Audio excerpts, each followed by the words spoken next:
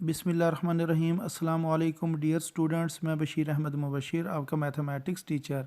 आज हम mathematics first year के बुक में से जो यूनिट नंबर 9 है उसकी एक्सरसाइज नंबर 9.1 का जो क्वेश्चन नंबर 7 है इसको सॉल्व करेंगे। तो क्वेश्चन नंबर 7 कुछ इस तरीके से लिखा गया है। What is the length of the arc intercepted on a circle of radius 14 centimeters by the arms of the central angle of 45 degree. तो वो ये कहना चाह रहे हैं इस क्वेश्चन के अंदर कि एक आपके पास सर्कल है और उस सर्कल का जो सेंट्रल एंगल है, यानी कि ये सेंटर में जो एंगल है, यहाँ से अगर कोई वो एक एंगल बनाए तो वो कितने डिग्री है जी? 45 डिग्री है। ये एंगल 45 डिग्री के है और जो उसका रेडियस है वो 14 सेंटीमीटर, यानी कि ये जो चीज़ है ये क्या होती है जी? रेडियस है। तो रेडियस कितना जी? 14 सेंटीमीटर है। तो वो क्या है कि ये जो आर्क लेंथ है, आर्क लेंथ से मुराद यानी कि ये जो जगह है ना, ये वाली जो आर्क बन रही है इसको आपने मालूम करना है। तो इसका मतलब ये तो जगह होगी रेडियस, और ये हमारे पास क्या बन गया? थीटा। और ये जो आर्क लेंथ है इसको हमने फाइंड करना है। तो ये क्वेश्चन है। अब इसको हमने सॉल्व किस तरह करना है? हम कहेंगे जी सबसे पहले जो क्वेश्चन में गिवन चीज़ है वो कौन सी है जी? थीटा। तो थीटा उन्होंने कितना दिया हुआ है? थीटा की जो वैल्यू उन्होंने दी हुई है वो कितनी है? 45 डिग्री। अब हमें ये पता है जब ये हम फार्मूले में थीटा की वैल्यू पुट करते हैं वो डिग्री में नहीं पुट करनी होती है, वो रेडियन में पुट करनी होती है। इसलिए हमने 45 को किस से मल्टीप्लाई कर लिया? 0.01745 से मल्टीप्लाई कर लिया। अच्छा, अभी आपने याद रखना है ये जो चीज़ है ना जिसके साथ हम मल्टीप्लाई कर रहे हैं ये रेडियन में चेंज करने के लिए होती है, और ये हमारे पास आती किस तरह ये वाली चीज़? ये अगर मैं आपको समझाऊं तो आप इस तरह समझें कि जिस टाइम हम लिखते हैं 5 डिग्री, अब ना डिग्री से अगर हमने जाना है ना रेडियन में, तो इसको हम मल्टीप्लाई करते हैं पाई डिवाइडेड बाय 180 से। अच्छा, अब ये जो पाई है इसकी अगर हम वैल्यूज़ लगा दें कितनी? 3.14, बेशक 14 लिखें और इसके आगे बेशक 15 भी लिख लें या 16 लिख लें।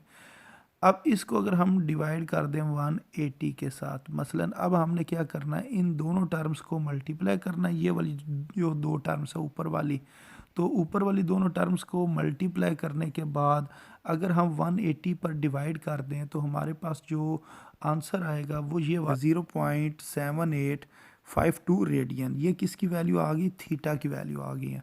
अच्छा, और क्वेश्चन के अंदर उन्होंने रेडियन की वैल्यू गिवन है, मसलन ये उन्होंने लिखा हुआ है रेडियस जो है 14 सेंटीमीटर है।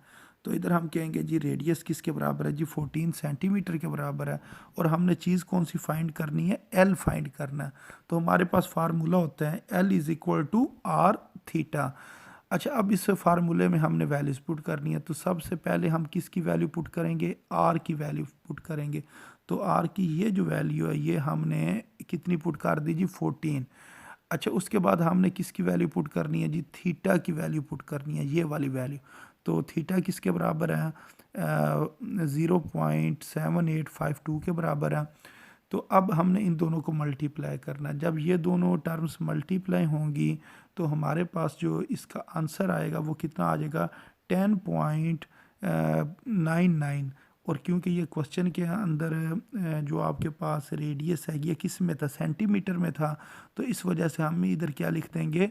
सेंटीमीटर लिख देंगे। तो ये हमारे पास किसका आंसर आ गया जी? एल का जवाब आ गया। एल से मुराद क्या थी? Arc length. जो इस तरह हमने सर्कल बनाया था और सर्कल की ये सेंट्रल एंगल था इस जगह पर जो 45 था, और रेडियस उन्होंने बताया हुआ था कितना जी? 14 सेंटीमीटर है। और ये आर्क लेंथ यानी कि जो थीटा है वो 45 डिग्री का है। तो ये जो जगह थी ना ये हमने फाइंड करनी थी। तो ये अब हमें पता चल गया ये जगह किसके बराबर है जी? 10.99 के बराबर है। ये जो जगह है ना 10.99 के बराबर है। तो इस तरह ये हमने एक क्वेश्चन जो है ना वो सॉल्व कर लिया जो क्वेश्चन नंबर 7 था। अब हमने इसके बाद जो क्वेश्चन नंबर 8 को सॉल्व करेंगे कुछ इस तरीके से लिखा गया कि find the radius of the circle. आपने जो सर्कल है उसका रेडियस मालूम करना है। In which the arm of the central angle of measure 1 radian, यानी कि जो उसका सेंट्रल एंगल है वो 1 रेडियन क्या, cut off the arc of length of 35 centimetre, और जो आर्क लेंथ है उसको वो कट कर रहे हैं, और वो आर्क लेंथ कितनी है जी, 35 सेंटीमीटर के बराबर है। तो इसके अंदर जो चीज़ आपने समझनी है वो ये है, जिस टाइम वो कहेंगे ना रेडियन, मसलन ये लिखा हुआ है 1 रेडियन, तो इससे मुराद होगा एंगल, तो आपने लिखना है थीटा जो है वो बराबर है 1 रेडियन के बराबर है। अच्छा, दूसरी जब वो ये कह रहे हैं ना arc of length, arc of length से मुराद वो एल होता है जो सर्कल के सरकमफेरेंस के ऊपर जो लेंथ होती है। तो आर्क ऑफ लेंथ किसके बराबर है, 35 के बराबर है। तो ये किसकी वैल्यू आ गई, एल की वैल्यू आ गई।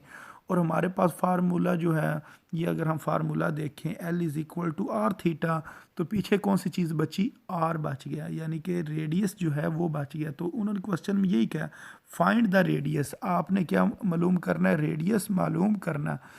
अच्छा, अब ये जो फार्मूला है ना, इस फार्मूले को हमने रीअरेंज करना है। मसलन हमने आर की वैल्यू निकालनी है, तो ये जो थीटा है ये मल्टीप्लाई हो रहा है, तो ये एल के नीचे आकर डिवाइड हो जाएगा। तो हमारे पास जो फार्मूला बनेगा वो बनेगा R is equal to L over theta. अब हमारे पास एल की वैल्यू भी है क्वेश्चन में, ये एल की वैल्यू है, ये हम ऊपर लिखेंगे, और उसके बाद थीटा की वैल्यू है, तो ये थीटा की वैल्यू, इसको हम क्या करेंगे, इसके नीचे लिखेंगे। जब हम 35 को 1 पर डिवाइड करेंगे तो हमारे पास जो इसका आंसर है वो कितना आ जाएगा जी, 35 ही आ जाएगा। ये इसका आंसर इस तरीके से हम निकाल लेंगे।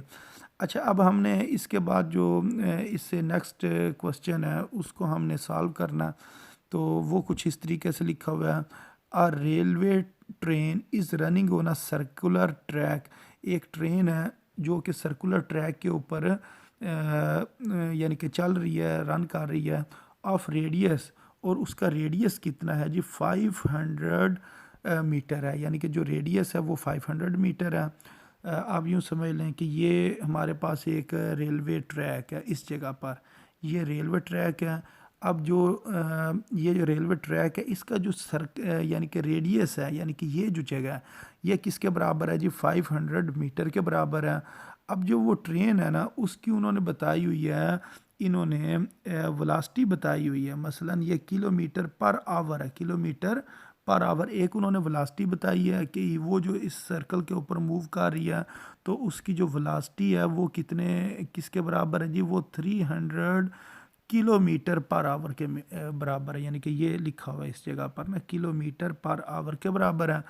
और एट व्हाट एंगल, वो कह रहे हैं बताएं वो एंगल कितना बनेगा, ये वाला central angle, will it turn in 10 second, अगर वो 10 सेकेंड के अंदर ये मुड़े, यानी कि सर्कुलर जो एंगल बने 10 सेकेंड के अंदर, तो फिर आपने बताना है कि मसलन ये जो सेंट्रल एंगल है थीटा ये कितना बनेगा 10 सेकेंड के अंदर। उन्होंने हमारे पास जो क्वेश्चन के अंदर चीज़ें दी गई हैं बारी बारी हम देखते हैं उन्हें। मसलन एक तो उन्होंने रेडियस दिया हुआ है, तो ये हमने लिख लिया, और दूसरी चीज़ हमने क्या फाइंड करनी है, थीटा मालूम करना है, यानी कि एंगल मालूम करना है। इसके अलावा जो उन्होंने क्वेश्चन में चीज़ें दी हुई हैं वो कौन कौन सी हैं, उसके अंदर उन्होंने बताई हुई है वेलोसिटी, वेलोसिटी कितनी जी, 30 किलोमीटर पर आवर। और एक और चीज़ उन्होंने बताई है, ये जो जिस तरह इधर लिखा हुआ 10 सेकेंड, अब हमें पता है सेकेंड किसका यूनिट होता है, टाइम का, तो ये टाइम उन्होंने दिया हुआ है। अब हमने यहाँ से सबसे पहले अगर फार्मूले में देखें तो फार्मूले में जो कि ये वाला formula L is equal to R theta, तो इसके अंदर कौन कौन सी चीज़ होती है, इसके अंदर एक तो क्या होता है जी, आर है, ठीक है। उसके बाद कौन सी हमने चीज़ फाइंड करनी है, थीटा फाइंड करना है, तो पीछे कौन सी चीज़ बची, एल। अब मेन हमारा मकसद ये जो दो चीज़ें गिवन है, यानी कि वेलोसिटी और टाइम, वेलोसिटी और टाइम से हमने क्या चीज़ मालूम करनी है, एल फाइंड करना है। तो ये अब हमारा मेन मकसद है। अगर हमें एल का पता चल गया तो फिर हम बड़े आसानी के साथ जो थीटा है उसकी वैल्यू निकाल सकते हैं। तो सबसे पहले अब हम एल फाइंड करते हैं, यानी कि आर्क लेंथ जो है उसको हमने फाइंड करना है। उसके लिए हम क्या कहेंगे कि हमारे पास फार्मूला होता है S is equal to V T, S is equal to V T, distance का जो फार्मूला है, मसलन हम ये डिस्टेंस निकाल लेते हैं तो S is equal to V T में एस जो है ना वो लेंथ को ज़ाहिर कर रहा होता है। तो बेशक हम एस की जगह पर एल लिख लें फिर भी ठीक है। तो अब हमने क्या करना है, हमने एस की जगह पर लिख लेना है एल, और हम कहेंगे एल किसके बराबर है जी, V multiply T, velocity multiply time के बराबर है। तो इस तरीके से हमने ये एक फार्मूला बना लिया। फार्मूला जो हमने बनाया वो क्या है जी, L is equal to V multiply T. अब हमें पता है जो वेलोसिटी है, वेलोसिटी का जो यूनिट होता है ना वो होता है मीटर पर सेकंड, लेकिन क्वेश्चन में तो इधर इन्होंने दिया हुआ है किलोमीटर पर आवर, तो फिर हमें चेंज करना पड़ेगा, किलोमीटर पर आवर को मीटर पर सेकंड में चेंज करना पड़ेगा। बाकी टाइम है, टाइम का यूनिट तो सेकंड है, वो ठीक है। अब हम किलोमीटर से मीटर पर सेकंड में चेंज करते हैं वेलोसिटी को, तो इसको जिस तरीके से चेंज करना वो मैं आपको बता देता हूँ। ये आपने सबसे पहले लिखा 30। अच्छा, इसके आगे क्या चीज़ लिखी है, किलो। ये जो किलो है ना, किलो की जगह पर आपने लिख देना है 1000 या 1000 लिख देना है। अब ये डिवाइडेड बाय आवर है, आवर से मुराद घंटा है, घंटे के अंदर कितने सेकंड होते हैं, यानी कि 3600 सेकंड्स होते हैं, यानी कि 60 मल्टीप्लाई 60, दो बार आपने 60 लिखना है, यानी कि 60 मल्टीप्लाई 60, तो ये क्या आ जाएगा जी, सेकंड आ जाएगा। तो अगर हम देखें तो ऊपर 1000 के साथ क्या बचा जी, मीटर बचा, और नीचे क्या बचा, सेकंड बचा।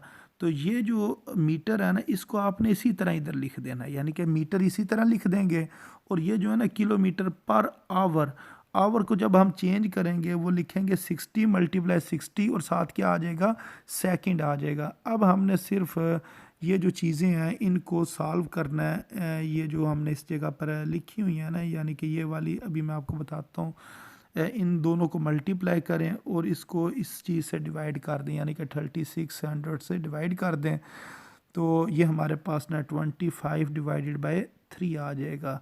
तो बेशक पॉइंट में जवाब निकाल लें, ये वो आपकी मर्ज़ी है, या इसको अगर आप सिंप्लीफाई करते आएंगे तो ये आपके पास आंसर आ जाएगा 25 डिवाइडेड बाय 3 मीटर पर सेकंड। अब इसके ये यूनिट सही तरीके से चेंज हो गए हैं।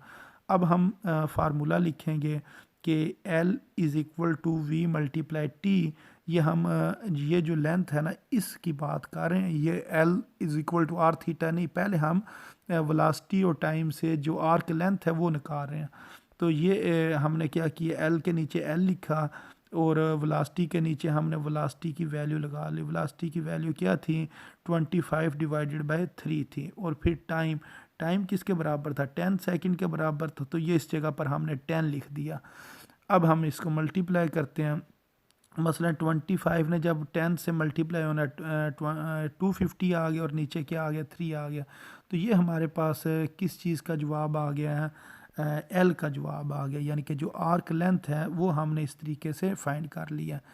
अच्छा, अब हम फार्मूला लिखते हैं। फार्मूला हमारे पास क्या है, L is equal to R theta, यानी कि ये formula L is equal to R theta formula. अब यहाँ से हमने थीटा निकालना है, थीटा इधर रहेगा, और जो आर है वो एल के नीचे आ जाएगा, ये बन जाएगा एल ओवर आर, यानी कि theta is equal to L over R. तो इस तरह ये हमने फार्मूला बना लिया किस चीज़ का जी, थीटा का। तो ये एक मिनट, ये हमारे पास फार्मूला बन गया जी, L is equal to theta is equal to L over R. अब हमने वैल्यूज़ पुट करनी है। सबसे पहले हम वैल्यू पुट करेंगे एल की।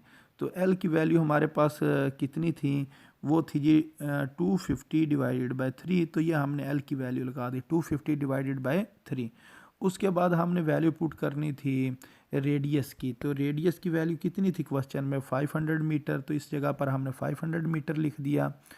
अब हमने क्या करना, ये जो चीज़ लिखी हुई है ना, इसको अगर मैं थोड़ा सा छोटा करके आपको दिखा दूँ, ये जो डिवाइड लिखा हुआ है, यानी कि जो ऊपर वाली चीज़ें हैं ना ये वाली, इसको तो हमने इसी तरह ही लिख देना। अब डिवाइड की जगह पर क्या लिखेंगे, यानी कि मल्टीप्लाई लिख लेंगे, और मल्टीप्लाई लिख के इसको हम लिखेंगे 1 डिवाइडेड बाय 500, यानी कि ये वैसे ही नीचे है ना, यानी कि ये डिवाइडेड बाय के नीचे है, तो इसको हमने यूँ लिख लिया 1 डिवाइडेड बाय 500, इसको लिखा जा सकता है।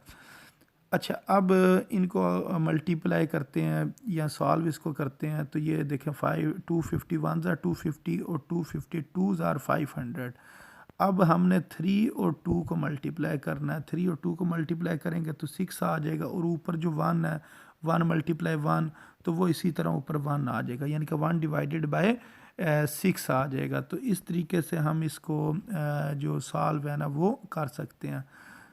अब हमें पता है जो हमारे पास थीटा आएगा ना, थीटा किसके अंदर आना है जी, रेडियन में आना है, क्योंकि जब इस फार्मूले में से वैल्यू निकलती है थीटा की तो वो रेडियन में निकलती है, क्योंकि जब हम फार्मूले में वैल्यू को पुट करते हैं तो वो भी रेडियन में करते हैं, और जब उसमें से कोई वैल्यू निकलेगी तो वो भी किस में निकलेगी, रेडियन में निकलेगी।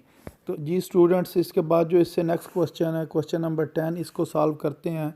क्वेश्चन नंबर 10 के अंदर वो कह रहे हैं कि आपके पास एक हॉर्स है और उस हॉर्स को आपने बांधा हुआ है एक रस्सी के साथ, और वो जो रस्सी है उसकी लंबाई उन्होंने दी हुई है, वो कितनी जी, 9 मीटर है, और जो रस्सी जिस जगह पर बांधी हुई है वो आपने एक सर्कल के सेंटर में बांधी हुई है, यानी कि एक सर्कल है और सर्कल का जो सेंटर पॉइंट है, जो रस्सी को जो बांधा हुआ है, यानी कि जिस जगह पर बांधा हुआ है, यानी कि जो पेज है उसका, वो किधर है जी, सेंटर पर है।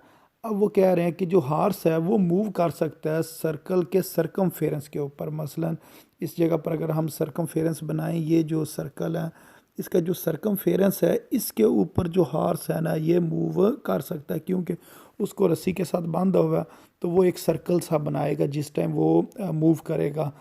तो वो कह रहे हैं कि आपने ना सपोज करना है कि जो रस्सी है वो टाइट है, यानी कि बिल्कुल सीधी है रस्सी, और वो एक सर्कल के अंदर ना वो टर्न कर सकता है। तो कह रहे अगर जो घोड़ा है वो टर्न करें कितने डिग्री जी, 70 डिग्री टर्न करें, मसलन यहाँ से जो इस तरह मूव करे और एंगल कितना बने जी, 70 डिग्री एंगल बने, तो फिर आपने बताना है कि ये जो लंबाई होगी, यानी कि ये जो सरकमफेरेंस के ऊपर जो आर्क लेंथ बनेगी इसकी क्या वैल्यू होगी, यानी कि ये जो एल है ये आपने फाइंड करना है, ये के ऊपर उसको बांधा हुआ है, फिर जो हार्स है जिस उस हार्स के साथ जो रस्सी है उसकी लंबाई कितनी है जी, 9 मीटर है। अब वो जो सर्कल है यानी कि हार्स जो सर्कल में मूव कर रहा है, तो उसके जो रोप है उसको आपने क्या करना है जी, यूँ सपोज करना है कि वो टाइट है, यानी कि सीधी है बिल्कुल। अब अगर वो 70 डिग्री एंगल बनाए तो फिर आपने बताना है कि जो आर्क लेंथ है वो किसके बराबर होगी, यानी कि ये हमारे पास इस तरह से क्वेश्चन है। अब इस क्वेश्चन को हमने सॉल्व करना। तो सबसे पहले हम कहते हैं कि हमारे पास जो रेडियस है वो 9 सेंटीमीटर है, क्योंकि ये इधर उन्होंने बताया था कि 9 मीटर जो है ना वो रस्सी है। अब अगर हम ये देखें, ये अगर रस्सी है तो ये हमारे पास ये उस सर्कल का रेडियस बना रही है जिसके अंदर उसने मूव करना है, इस वजह से हम कहेंगे आर किसके बराबर है, 9 मीटर के बराबर है। दूसरी जो बात है उन्होंने बताया है कि वो क्वेश्चन के अंदर वो उन्होंने क्या बताया, 70 डिग्री। अब जो डिग्री होता है ये हमें पता है, ये रेडियन है, यानी कि वो थीटा होता है, क्योंकि उसने इस जगह पर जो मूव करना है, ये जो एंगल बनाना है, ये एंगल किसके बराबर है जी, 70 डिग्री के बराबर है। अब हमने जो लास्ट में चीज़ फाइंड करनी है वो कौन सी थी, ये वाली आर्क लेंथ जो है ना ये हमने मालूम करनी थी, तो ये हमने इधर लिख दिया कि हाँ एल जो है ना वो फाइंड करना। अच्छा, अब हमें ये पता है कि जो फार्मूला है ना वो है L is equal to R theta, लेकिन इसके अंदर ना एक मसला है, वो ये है कि हमारे पास क्वेश्चन में थीटा जो है वो डिग्री में दिया हुआ है, और हम डिग्री में जो वैल्यूज़ हैं वो पुट नहीं कर सकते हैं।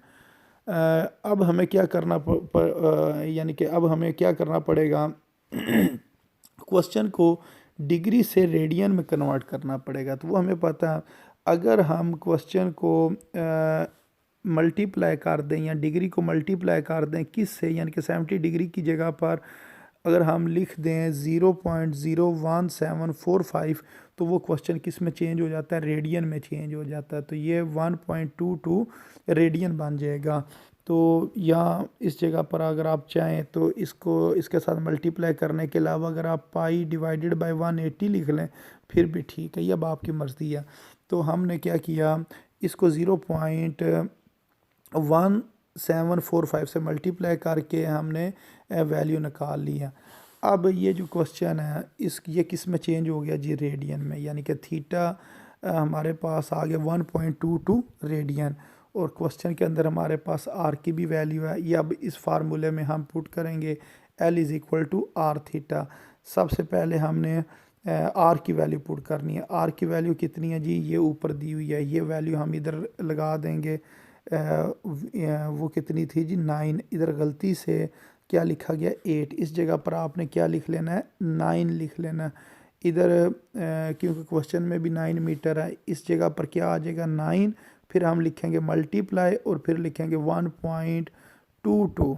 तो फिर इन दोनों को मल्टीप्लाई करेंगे, जो आंसर आएगा उसके साथ हमने क्या लिख देना, मीटर लिख देना। मीटर क्यों लिखना, क्योंकि इस जगह पर जो रेडियस है वो भी किस में है, मीटर में है।